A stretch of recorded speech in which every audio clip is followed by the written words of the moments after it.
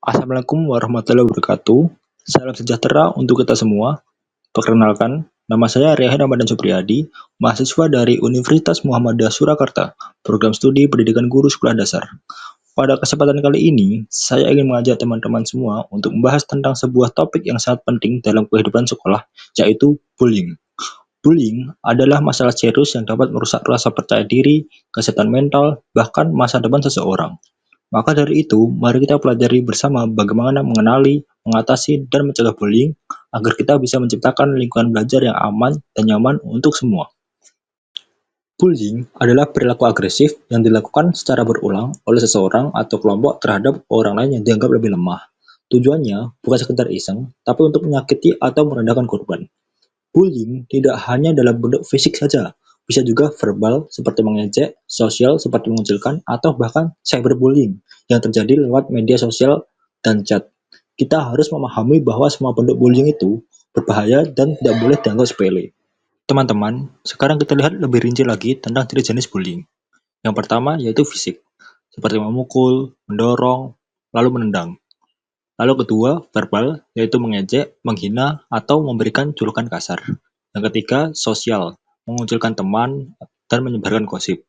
Lalu yang terakhir yaitu cyberbullying. Dilakukan secara online, misalnya mengirim pesan kebencian atau memposting foto untuk mempermalukan orang lain. Setiap jenis bullying ini bisa menyebabkan luka yang dalam, baik di tubuh maupun di hati. Bullying punya banyak dampak buruk loh.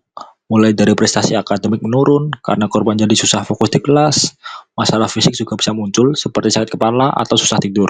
Secara psikologis, korban bisa merasa cemas, depresi, bahkan kehilangan kepercayaan diri. Tidak sedikit korban yang akhirnya menarik diri dari pergaulan karena takut atau malu. Bayangkan, satu tindakan bullying bisa merusak masa depan seseorang. Jadi ini bukan masalah kecil. Lalu, bagaimana kita bisa tahu kalau seseorang sedang dibully?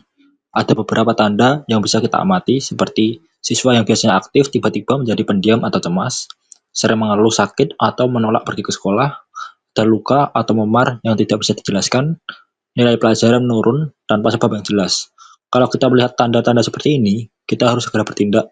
Bisa jadi mereka adalah korban bullying yang diam-diam sedang menderita. Mengapa bullying terjadi? Bullying tidak terjadi begitu saja. Ada beberapa penyebab yang umum. Yang pertama, lingkungan yang keras. Misalnya, anak tumbuh di rumah yang penuh kekerasan, lalu menirukan perilaku tersebut di sekolah. Yang kedua, kurangnya empati. Mereka tidak memahami perasaan orang lain. Yang ketiga, rasa ingin berkuasa.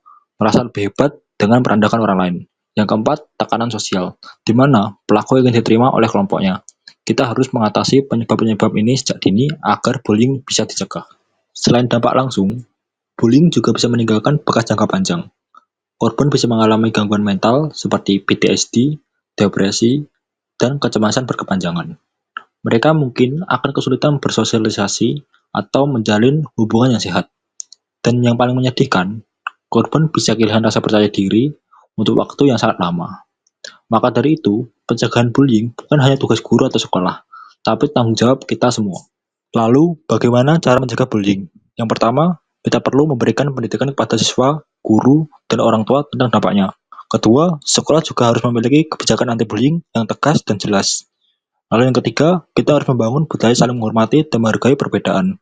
Dan yang terakhir, tentu saja konseling harus tersedia, bukan hanya untuk korban, tapi juga untuk pelaku, agar tidak mengulangi kesalahan yang sama.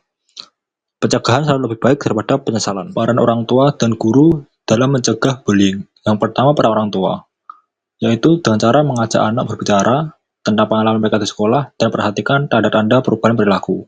Yang kedua, peran guru, yaitu memonitor interaksi siswa di kelas, di area umum, dan online.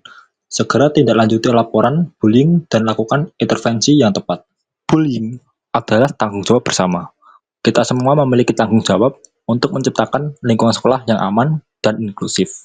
Setiap tindakan bullying harus segera ditindaklanjuti, dan kita harus terus mendidik peserta didik tentang pentingnya saling menghormati.